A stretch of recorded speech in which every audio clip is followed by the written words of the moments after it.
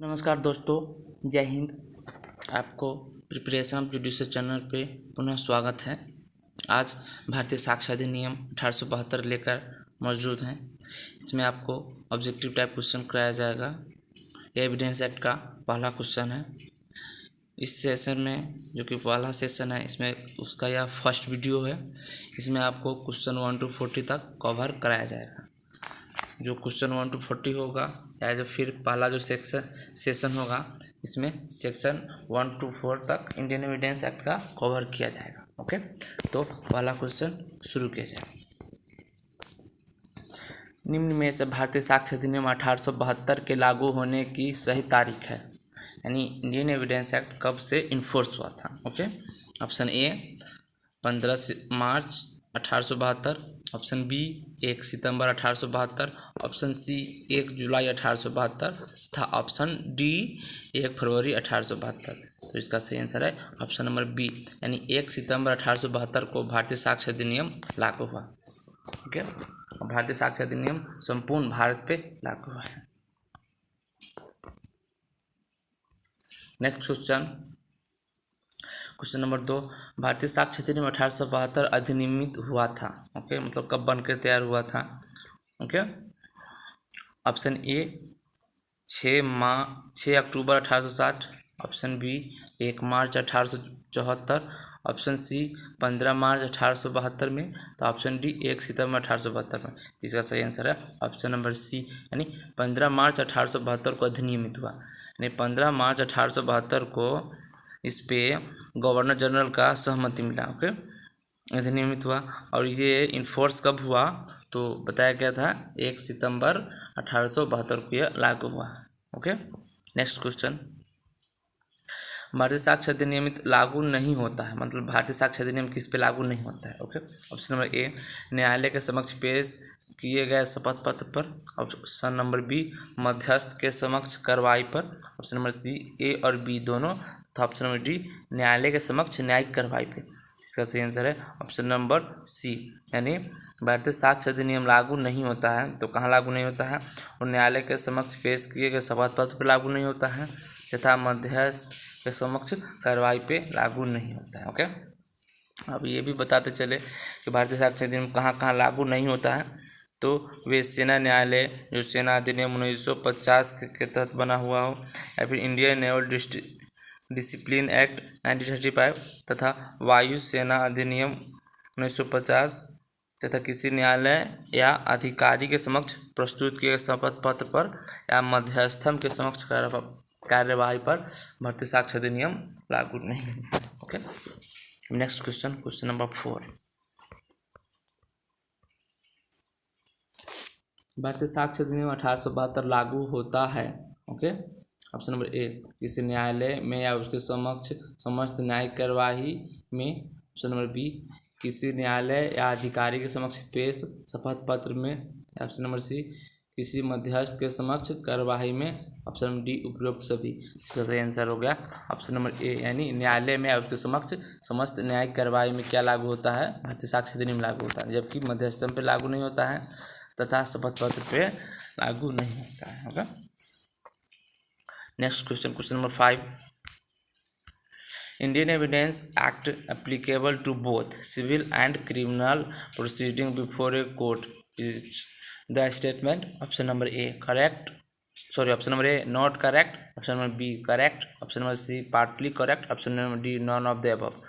यानी क्वेश्चन ये पूछ रहा है कि भारतीय साक्ष्य अधिनियम क्या सिविल और कार्रवाई, सिविल और आपराधिक मामला दोनों पे लागू होता है, या किस में लागू होता है या फिर किस में नहीं लागू होता है। ओके, इसका सही आंसर है ऑप्शन नंबर बी, यानी भारतीय साक्ष्य अधिनियम सिविल मामलों और आपराधिक मामलों दोनों पर लागू होता है। ओके, नेक्स्ट क्वेश्चन, निम्नलिखित में से कौन सा एक कथन सही नहीं है। ऑप्शन नंबर ए यह कि किसी मनुष्य ने कुछ सुना या देखा, एक तथ्य है। ऑप्शन नंबर बी यह कि किसी मनुष्य ने अमुक शब्द कहे, एक तथ्य है। यह कि किसी मनुष्य ने अमुक ख्याति है, एक तथ्य नहीं है। यह कि कोई मनुष्य अमुक राय रखता है, एक तथ्य है। इसका सही आंसर है ऑप्शन नंबर सी, यानी यह कि कोई मनुष्य ने कोई अमुक ख्याति है, एक तथ्य नहीं है, जबकि सही यही है तो पूछा ये जा रहा था इस क्वेश्चन नंबर 6 में निम्नलिखित में कौन सा कथन सही नहीं है, यानी A, B और D ऑप्शन सही है जबकि सी ऑप्शन सही नहीं है। इसमें यह कहा गया ऑप्शन नंबर सी में, यह कि किसी मनुष्य में मुख्याति है, यह तथ्य नहीं है, जबकि ओके यह गलत है। जबकि क्या होता है, यदि मनुष्य ने के कुछ मुख्याति है तो एक तथ्य होगा। ठीक, यदि कोई मनुष्य नमुक राय रखता है तो एक तथ्य है, सही है। देखिए ऑप्शन नंबर डी बता रहा है। ऑप्शन नंबर बी बता रहा है कि किसी मनुष्य ने अमुक शब्द कहे, एक तथ्य है, यह भी सही है।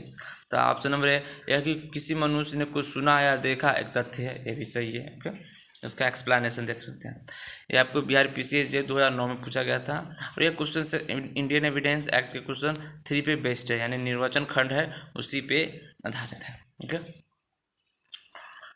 तथ्य शब्द की परिभाषा में दी गई है जिसके अनुसार तथ्य से अभिप्राय है और उसके अंतर्गत आता है कोई ऐसा वस्तु या वस्तु की अवस्था या वस्तु का संबंध जो इंद्रियों द्वारा बोधगम्य हो। ओके, या फिर कोई मानसिक दशा जिसका भान किसी व्यक्ति को हो। इस धारा के दृष्टांत अंग के अनुसार या कि किसी मनुष्य का मुकरा ख्याति है, यह भी एक तथ्य है। ओके, जबकि ऑप्शन में बताया गया है कि या कि किसी मनुष्य ने मुख्य ख्याति है, यह एक तथ्य नहीं है, जो कि गलत लिखा गया है ना, जो कि यह तथ्य है।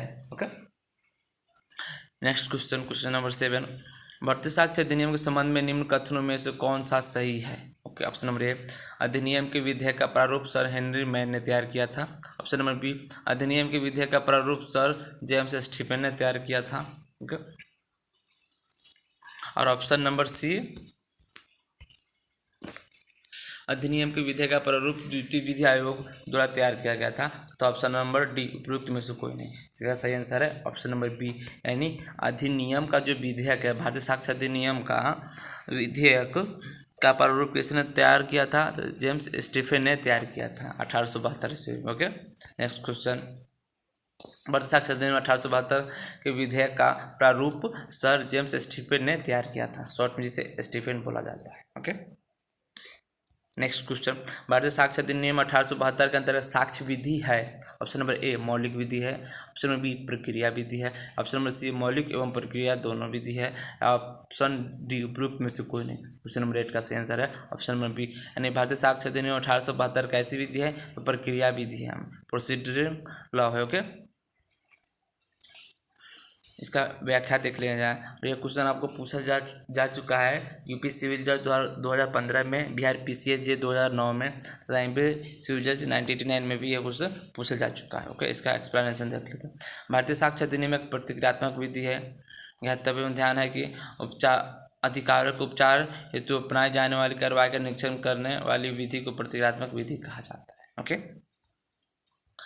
क्वेश्चन नंबर 9, निम्न में कौन सी विधि को भारतीय साक्ष्य अधिनियम 1872 का आधार माना जाता है। ऑप्शन नंबर ए उस स्थान की विधि को जिस स्थान पर कार्य किया गया या अपराध किया गया था, ऑप्शन नंबर ए हो गया। ऑप्शन नंबर बी उस स्थान की विधि को जहां अन्वेषण या जांच की गई थी। ऑप्शन नंबर सी उस स्थान की विधि को जहां पक्षों ने अपना समाधान ढूंढा था।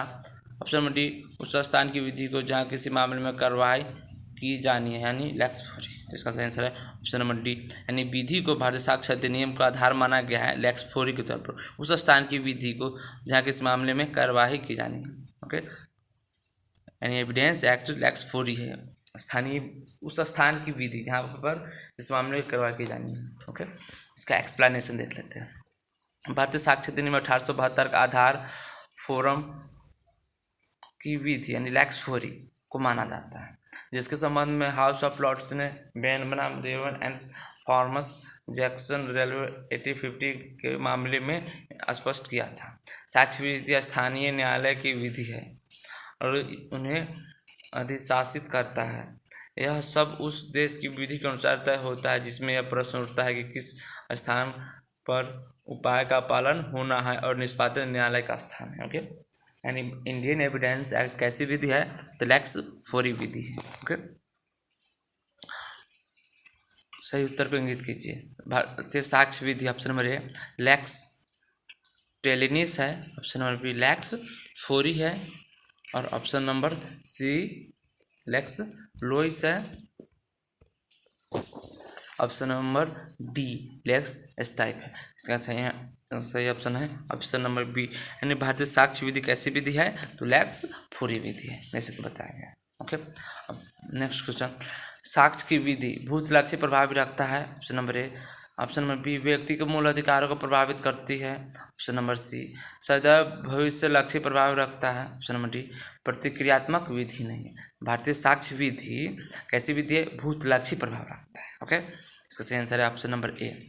इसका व्याख्या देखा जाए, साक्ष्य विधि भूतलक्षी प्रभाव रखता है। इतना ही नहीं, साक्ष्य विधि में किए गए परिवर्तन और संशोधन का भी भूतलक्षी प्रभाव होता है, केवल भविष्य लक्ष्य नहीं। ओके, यानी साक्ष्य विधि कैसी विधि है, तो भूतलक्षी प्रभाव रखता है। ओके, भारतीय साक्ष्य अधिनियम 1872 का उद्देश्य के अनुसार है। भारतीय साक्ष्य अधिनियम का उद्देश्य क्या है, उद्देश्य क्या है वही बताया कि उद्देश्य क्या के अकॉर्डिंग। ओके, ऑप्शन नंबर ए, साक्ष्य की विधि को परिभाषित और संशोधित करना। ऑप्शन नंबर बी, साक्ष्य की विधि का समेकन, परिभाषित और संशोधन करना। ऑप्शन नंबर सी, साक्ष्य की विधि का प्रकटन, परिभाषा और समेकन करना। ऑप्शन नंबर डी, साक्ष्य की विधि का प्रकटन, समेकन, परिभाषा और संशोधन करना।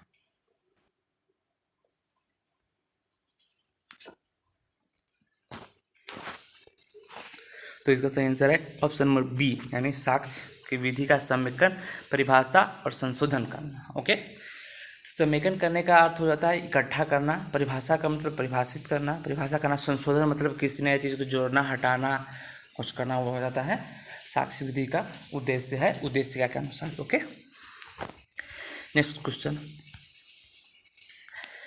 साक्ष्य विधि में निम्न में से कौन शामिल है। ऑप्शन नंबर ए, विवेक के साधारण नियम। ऑप्शन नंबर बी, साक्ष्य के विधिक नियम। ऑप्शन नंबर सी, तर्क के नियम। ऑप्शन नंबर डी, उपरोक्त सभी। इसका सही आंसर है ऑप्शन नंबर बी, यानी साक्ष्य के विधिक नियम साक्ष्य विधि में समाहित है। ओके, नेक्स्ट क्वेश्चन, भारतीय साक्ष्य अधिनियम 1872 लागू होता है। ऑप्शन नंबर ए, प्रशासनिक अभिकरण की कार्रवाई पर। ऑप्शन नंबर डी, मध्यस्थम की कार्रवाई पर। ऑप्शन नंबर सी, अवमान्य की कार्रवाई पर। ऑप्शन नंबर डी, उपरोक्त में से कोई नहीं। इसका सही आंसर है ऑप्शन नंबर सी, यानी भारतीय साक्ष्य अधिनियम लागू कहाँ होता है, अवमान के कार्रवाई पर, यानी मानहानि के कार्रवाई पर क्या होता है, भारतीय साक्ष्य अधिनियम लागू होता है। ओके, व्याख्या देख ली जाए, भारतीय साक्ष्य अधिनियम 1872 समस्त न्यायिक कार्रवाई में लागू होता है, किंतु यह प्रशासनिक अभिकरण की कार्रवाई पर या मध्यस्थम की कार्रवाई पर लागू नहीं होता है। ओके, अवमानना की कार्रवाई न्यायिक कार्रवाई के अंतर्गत सम्मिलित है, अतः साक्ष्य अधिनियम 1872 के अवमानना कार्रवाई पर भी लागू होता है। ओके, नेक्स्ट क्वेश्चन, भारतीय साक्ष्य अधिनियम में कितने अध्याय और कितने धारा है, यानी इंडियन एविडेंस एक्ट में कुल कितने सेक्शन और कुल कितने चैप्टर है। ओके, ऑप्शन नंबर ए, 164 धाराएं हैं एवं अध्याय 10 है। ऑप्शन नंबर बी, 167 धाराएं हैं एवं अध्याय 10 है। ओके, ऑप्शन नंबर सी, 167 धाराएं हैं और अध्याय 11 है। ऑप्शन नंबर डी, 167 धाराएं एवं अध्याय 9 है। ओके, इसका सही आंसर है ऑप्शन नंबर सी, यानी 167 अध्याय हैं, 167 सेक्शंस है, धाराएं हैं और अध्याय कितने हैं, कुल 11 अध्याय हैं। Okay, next question, Indian evidence act apply to. Option number A, proceeding before tribunal, यानी मध्यस्थों के समक्ष कार्रवाई पर लागू होती है। Affidavit president to any court of officer. Option number C, proceeding before an arbitrator. Option number D, none of the above, यानी इंडियन एविडेंस एक्ट कहाँ पे लागू होता है, इसका सही आंसर है ऑप्शन नंबर डी, यानी नॉन ऑफ, यानी किसी पर लागू नहीं होता है, मध्यस्थम के समक्ष कार्रवाई पर नहीं लागू होता है, एफिडेविट पे लागू नहीं होता है, यानी और आर्बिट्रेटर पर भी लागू नहीं होता है। ओके, इसका सही आंसर हो गया option number D. Next question, नीचे दिए गुट का प्रयोग करते हुए गलत कथन चुनिए। ऑप्शन नंबर ए, भारतीय साक्ष्य अधिनियम मध्यस्थम के समक्ष कार्रवाई पर लागू नहीं होता है।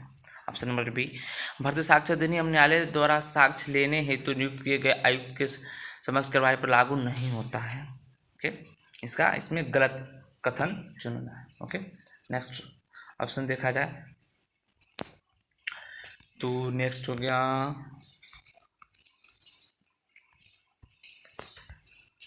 न्यायालय के समक्ष प्रस्तुत किए गए शपथ पत्र पर साक्ष्य अधिनियम लागू होता है। चौथा, भारतीय साक्ष्य अधिनियम सभी प्रकार के सेना न्यायालय के समक्ष होने वाली न्यायिक कार्रवाई पर लागू होता है। ओके, तो इसका अब कूट देख लिया जाए। ऑप्शन नंबर ए हो गया 2 एवं 3 गलत है। ऑप्शन नंबर बी हो गया 2, 3 एवं 4 गलत है। ऑप्शन नंबर सी होगा 1 एवं 3 गलत है। ऑप्शन नंबर डी उपरोक्त में से कोई गलत नहीं है। ओके, इसका सही आंसर है ऑप्शन नंबर बी, यानी 2, 3 और 4 गलत है। 2 में क्या कहा गया था? भारतीय साक्ष्य अधिनियम न्यायालय के द्वारा साक्ष्य लेने हेतु नियुक्त हुए आयुक्त के समक्ष कार्रवाई पर लागू नहीं होता, जबकि उस पर लागू होता है। न्यायालय की कोई कार्रवाई चल रही है तो उसमें साक्ष्य कलेक्ट करना है, तो उसमें तो लागू होगा ही होगा, जबकि उसमें बताया गया नहीं लागू होगा, तो गलत हो गया। न्यायालय के समक्ष प्रस्तुत किए शपथ पत्र पर साक्ष्य अधिनियम लागू होता है। ओके, जैसे तीसरा में बताया गया है, तो ये तो गलत है ना। न्यायालय के समक्ष प्रस्तुत किए शपथ पत्र पर साक्ष्य विधि लागू नहीं होती, जबकि इसमें बताया गया लागू होता है, तो ये गलत हो गया। ओके, और चौथा, भारतीय साक्ष्य अधिनियम सभी प्रकार के सेना न्यायालयों के समक्ष होने वाले न्यायिक कार्रवाई पर लागू होता है, जबकि लागू नहीं होता, ये गलत है। न्यायालय के समक्ष न्यायिक कार्रवाई पर भारतीय साक्ष्य अधिनियम लागू नहीं होता। Okay, next question, the Indian evidence act option number A apply to proceeding before an arbitrator.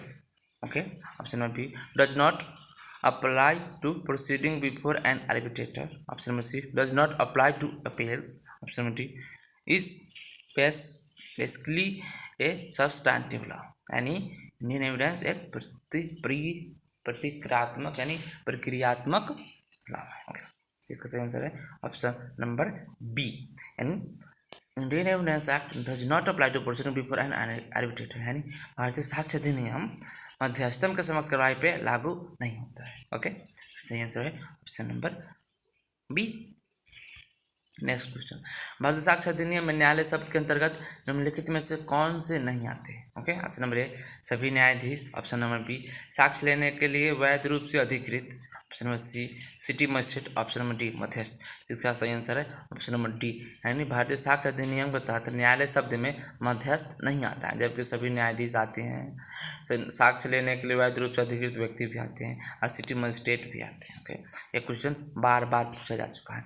ये क्वेश्चन आपको उत्तराखंड PCJ 2015 में पूछा है, छत्तीसगढ़ जे 2014 में पूछ चुका है, राजस्थान जे 2013 में पूछ चुका है, यूपी सिविल जज 2013 में भी पूछ चुका है। ओके,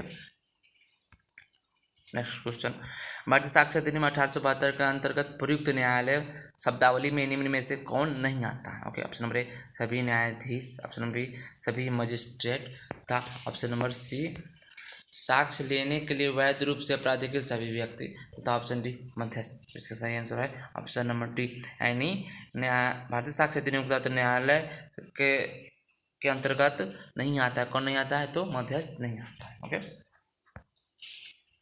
नेक्स्ट क्वेश्चन, अधिनियम के धारा 3 में परिभाषित शब्द के संबंध में निम्नलिखित में से कौन सा सही नहीं है? ओके, ऑप्शन नंबर ए तथ्य में न केवल भौतिक तथ्य अपितु मनोवैज्ञानिक तथ्य सम्मिलित है। ऑप्शन नंबर बी न्यायालय में मध्यस्थ सम्मिलित है। ऑप्शन नंबर सी शिला पर उत्कीर्ण लेख दस्तावेज है। ऑप्शन नंबर डी कोई तथ्य साबित नहीं हुआ कहा जाता है जब वह न तो साबित किया गया हो और न ही साबित। ओके, इसका सही आंसर है ऑप्शन नंबर बी, यानी न्यायालय शब्द में जो मध्यस्थ आता है यह गलत है। ओके, धारा 3 के अकॉर्डिंग इंडियन एविडेंस के सेक्शन 3 में जो परिभाषित है उसमें कौन सा सही नहीं है ये पूछा गया था। तो सही आंसर है न्यायालय में मध्यस्थ शामिल है, क्योंकि परिभाषा में ऐसा नहीं बताएगा, परिभाषा में यह बताएगा कि न्यायालय में मध्यस्थ शामिल नहीं है। Okay, next question,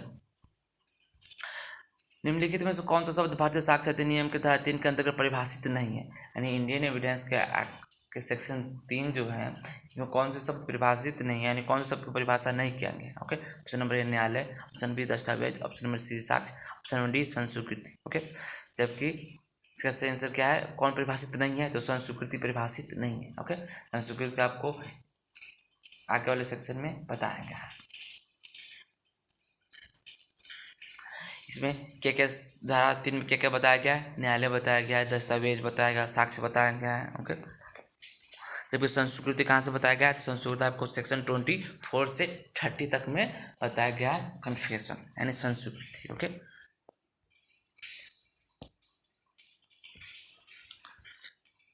next question, निम्नलिखित में से कौन सा तथ्य है? ऑप्शन नंबर ए, हरि ने कहा। ऑप्शन नंबर बी, मोहन ने देखा।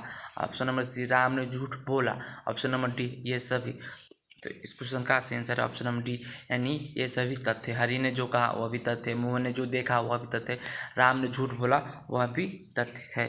धारा 3 इंडियन एविडेंस के पैरा नंबर 3 के सब पैरा 2 में इलस्ट्रेशन के तौर पे यह दिया गया है। ओके, इसमें यह बोला गया है कि ख एवं ग से यह स्पष्ट है कि किसी मनुष्य द्वारा कुछ सुनना, देखना या कोई शब्द कहना एक तथ्य है। ओके, नेक्स्ट क्वेश्चन, आर्यमल बना महाराष्ट्र राज्य में उच्चतम न्यायालय ने निर्धारित किया है कि एक प्रासंगिक बातचीत का समकालीन टेप रिकॉर्डर एक प्रासंगिक तथ्य है। यह है ऑप्शन नंबर ए, प्रासंगिक। ऑप्शन नंबर बी, रेस, ऑप्शन नंबर सी, स्वीकार्य। ऑप्शन नंबर डी, दस्तावेज। तो ये बताया गया है रेस टेस्ट है, जो इंडियन एविडेंस एक्ट के धारा 6 से संबंधित है, उस पर आधारित है। और उसमें यह बताया गया था कि आर्यमल बना महाराष्ट्र राज्य के बाद में समकालीन टेप रिकॉर्डर यानी एक ही सन व्यवहार इंडियन एविडेंस एक्ट के सेक्शन 6 के अंतर्गत रजिस्ट्री में आता है। ओके, इंडियन एविडेंस एक्ट के सेक्शन 6 जो रजिस्ट्री बताया गया या समकालीन या एक ही सन व्यवहार सभी धारा 6 के अंतर्गत समाहित है। ओके, नेक्स्ट क्वेश्चन, निम्नलिखित में से कौन सा तथ्य है? ऑप्शन नंबर ए, सोहन ने गाय देखा। मोहन ने सोहन से जाने को कहा। ऑप्शन नंबर सी, शीतल की बड़ी इज्जत है। ऑप्शन नंबर डी, ये सभी। इसका सही आंसर है ऑप्शन नंबर डी, यानी सोहन ने एक गाय देखा, यह भी तथ्य है। मोहन ने सोहन से जाने को कहा, यह भी तथ्य है। शीतल की बड़ी इज्जत है, यह भी तथ्य है। ओके, नेक्स्ट क्वेश्चन, किसी भी मानसिक दशा जिसका भान किसी व्यक्ति को हो। ऑप्शन नंबर ए, तथ्य नहीं है। ऑप्शन नंबर बी, तथ्य है। ऑप्शन नंबर सी, तथ्य से अनेक दशा है। ऑप्शन नंबर डी, तथ्य नहीं वरन चित्त की एक स्थिति है। 26 क्वेश्चन का आंसर है ऑप्शन नंबर बी, यानी किसी भी मानसिक दशा जिसका भान किसी व्यक्ति को हो वो क्या हो गया, एक तथ्य है। ओके, नेक्स्ट क्वेश्चन, ऐसा कोई वस्तु या वस्तु का अवस्था या वस्तु का संबंध जो इंद्रियों द्वारा बोधगम्य है। ऑप्शन नंबर ए, एक साक्ष्य है। ऑप्शन नंबर बी, एक तथ्य है। ऑप्शन नंबर सी, विवादक तथ्य है। ऑप्शन नंबर डी, उपयुक्त में से कोई नहीं। इसका सही आंसर है ऑप्शन नंबर बी, यानी क्या है, यह एक तथ्य है जो भारतीय साक्ष्य अधिनियम के धारा 3 के अंतर्गत आता है। ओके, भारतीय साक्ष्य अधिनियम 1872 का 3 सुसंगत तथ्य। ऑप्शन नंबर ए क्या है, विधिक रूप से सुसंगत होना चाहिए। ऑप्शन नंबर बी, तार्किक रूप से सुसंगत होना चाहिए। ऑप्शन नंबर सी, विधिक रूप से या तार्किक रूप से सुसंगत होना चाहिए। ऑप्शन नंबर डी, उपयुक्त में से कोई नहीं। इसका सही आंसर है ऑप्शन नंबर ए, यानी विधिक रूप से सुसंगत होना चाहिए और भारतीय साक्ष्य अधिनियम के तहत अंतर्गत सुसंगत तथ्य माना जाता है। ओके, नेक्स्ट क्वेश्चन, इसको मिलाना है किस सेक्शन में क्या बताया गया, इसमें यह पूछा गया है। ओके, तो सूची 1 और सूची 2 को सम्मिलित करना है। क्या ऑप्शन नंबर ए देख लिया जाए, दस्तावेज किस सेक्शन में है, प्राथमिक साक्ष्य किस सेक्शन में है, द्वितीय साक्ष्य किस सेक्शन में है और मौखिक साक्ष्य किस सेक्शन में है, तो इसको मिला लिया जाए। ओके, तो यदि देखा जाए दस्तावेज किस सेक्शन में है, दस्तावेज भारतीय साक्ष्य अधिनियम सेक्शन 3 में बताया गया है। ओके, प्राथमिक साक्ष्य कहाँ है, प्राथमिक साक्ष्य सेक्शन 62 में बताया गया है और द्वितीय साक्ष्य सेक्शन 63 में बताया गया और मौखिक साक्ष्य कहाँ बताया गया, तो सेक्शन 60 में बताया गया। इसके अकॉर्डिंग यानी ए का 1 हो गया, ऑप्शन नंबर बी हो गया, बी का 2 हो गया, सी का 3 और डी का 4 हो गया। ओके, इसका सही आंसर हो गया ऑप्शन नंबर बी। ओके, इसको देख लिया जाए, भारतीय साक्ष्य अधिनियम के अंतर्गत दस्तावेज किस सेक्शन में बताया गया, सेक्शन 3 में बताया गया। प्राथमिक साक्ष्य किस में बताया गया, सेक्शन 62 में बताया गया। द्वितीय साक्ष्य किसमें बताया गया, सेक्शन 63 में बताया गया है और मौखिक साक्ष्य किस में बताया गया, सेक्शन नंबर 60 में बताया गया। ओके, नेक्स्ट क्वेश्चन, क पर ख के हत्या का आरोप है। ओके, उसके विचारण में निम्नलिखित में कौन विवादक तथ्य हो सकता है, क्या, एक, क ने ख की हत्या की। दूसरा, क एक ईमानदार व्यक्ति है। ओके, तीसरा, क को ख से गंभीर और अचानक प्रकोपन मिला। चौथा, क को सामाजिक सेवाओं के लिए पुरस्कृत किया गया था। इसमें सही उत्तर चुनना है कि क पर ख के हत्या का आरोप है और उसके विचारण में कौन सा विवादक तथ्य हो सकता है। ओके, ऑप्शन नंबर ए 1 और 2 हो सकता है। ऑप्शन नंबर बी एक तथा 3 हो सकता है। ऑप्शन नंबर सी 1, 2 और 3 हो सकता है। ऑप्शन नंबर डी 1, 2, 3, 4 यानी सभी विवादक तथ्य हो सकता है। क्वेश्चन नंबर 30 का सही आंसर है ऑप्शन नंबर बी यानी 1 तथा 3 विवादक तथ्य हो सकता है। तो क्या होगा, एक में क्या बताया, क ने ख की हत्या की, यह विवादक तथ्य हो सकता है। तथा क्या हुआ, क को ख से गंभीर और अचानक प्रकोपन मिला, इस कारण वो हत्या किया होगा, ये भी विवादक तथ्य हो सकता है। ओके, जबकि वो विवादक तथ्य क्या नहीं है, क एक ईमानदार व्यक्ति है, तो इसमें कोई व्यक्ति ईमानदार हो या ना हो, या कोई विवादक तथ्य का विषय नहीं हो सकता है। या फिर क को सामाजिक सेवाओं के लिए पुरस्कृत किया गया था, क को किसी एक अच्छे कार्य के लिए सामाजिक स्तर पर या फिर अन्य स्तर पर उसको पुरस्कृत किया गया था, यह एक विवादित तथ्य नहीं है। जबकि यहाँ पे तो हत्या का आरोप है ना, तो हत्या से संबंधित कोई बात ही ना विवादित तथ्य का विषय माना जाएगा। ओके, तो इसमें क्या था, गंभीर और अचानक प्रकोपन मिला और क्या किया, क ने ख की हत्या की, या क्या हो गया, यह एक विवादक तथ्य हो गया। ओके, नेक्स्ट क्वेश्चन,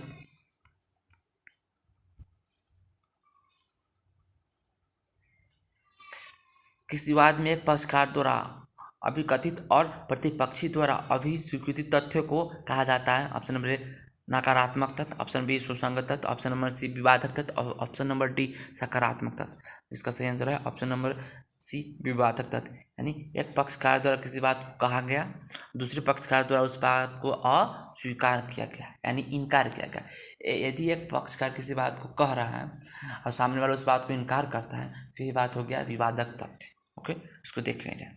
भारतीय साक्षरता अधिनियम की धारा 3 के पैरा 4 में विवादक तथ्य को परिभाषित किया गया, जिसके अनुसार ऐसा कोई भी तथ्य जिस अकेले ही से या अन्य तथ्य के संसर्ग में ऐसा अधिकार, दायित्व या नियोग्यता के जिसका किसी वाद या कार्रवाई में प्रख्यान यानी अभिकथित किया है या प्रत्याख्यान यानी अस्वीकार किया है, अस्तित्व अनस्तित्व, प्रकृति या विस्तार की उत्पत्ति अवश्यमेव होती है। ओके, विवादित तथ्य कहा जाता है। इस प्रकार किसी वाद में एक पक्षकार द्वारा अभिकथित और प्रतिपक्ष द्वारा आविष्कृत तथ्य को क्या कहा जाता है, विवादक तथ्य कहा जाता है। ओके, नेक्स्ट क्वेश्चन, एक व्यक्ति की कुछ ख्याति है या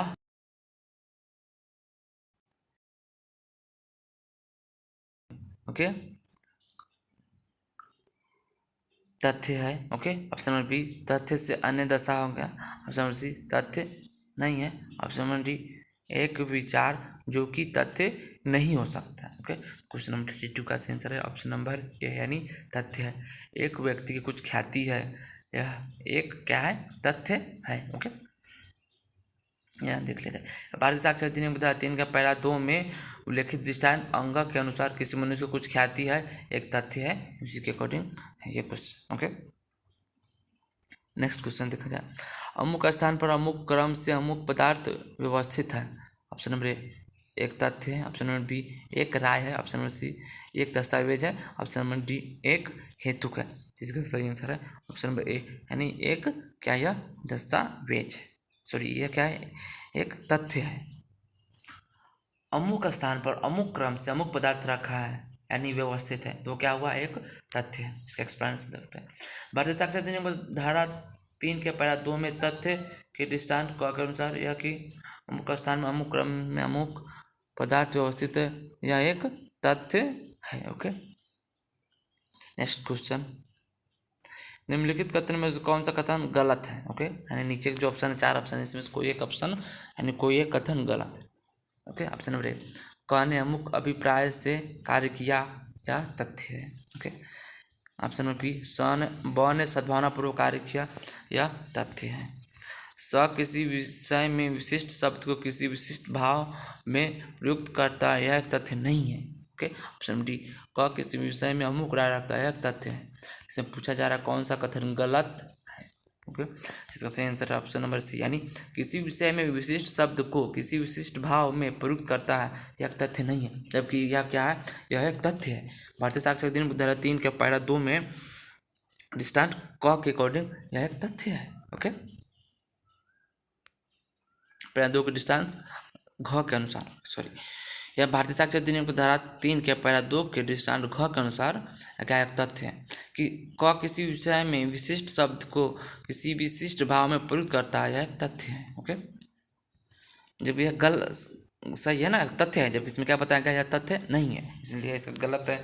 इसमें गलत हो, कौन है गलत है, गलत सी है। ओके, नेक्स्ट क्वेश्चन, निम्नलिखित में से कौन सा साक्ष्य विधि में सम्मिलित है, साक्ष्य विधि में क्या समाहित है? ओके, ऑप्शन नंबर ए युक्तियुक्त साधारण नियम, ऑप्शन नंबर बी साक्ष्य के विधिक नियम, ऑप्शन नंबर सी तार्किक नियम, ऑप्शन डी उपरोक्त सभी। इसका सही आंसर है ऑप्शन नंबर बी, यानी साक्ष्य के विधिक नियम साक्ष्य अधिनियम में समाहित है, न कि युक्तियुक्त साधारण नियम, न कि तार्किक नियम। ओके, साक्ष्य के विधिक नियम साक्ष्य अधिनियम में समाहित है। क पर नेक्स्ट क्वेश्चन, क पर ख के मृत्यु का आरोप है, उसके विचार में निम्न तथ्य में से कौन सा एक तथ्य विवादक तथ्य नहीं हो सकता?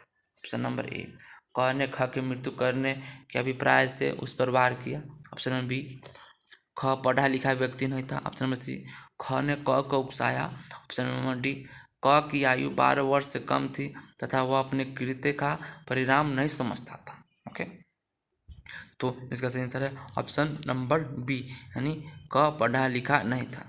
ये क्या बता रहा है, क्वेश्चन ये पूछ रहा है से क पर ख के मृत्यु का आरोप है, उसके विचार में निम्न के जो तथ्य हैं इसमें से कौन सा विवादक तथ्य नहीं है? ओके, विवादक तथ्य कौन कौन सा हो गया? यह होगा कि क ने ख की मृत्यु करने के आशय से उस पर क्या किया था, वार किया था, यह विवादक तथ्य हो गया। यहाँ क्या है कि ख ने क को उकसाया था जिसके परिणाम स्वरूप उसने उसकी मृत्यु घटित कर दी, हो गया विवादक तथ्य।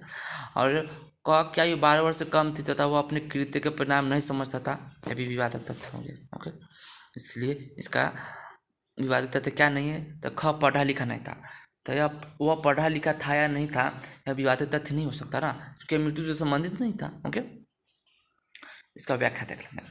तथ्य क ने ख की मृत्यु करने के अभिप्राय से उस पर वार किया, ख ने क को उकसाया तथा क की आयु 12 वर्ष से कम थी तथा वह अपने कृत्य का परिणाम नहीं समझता था।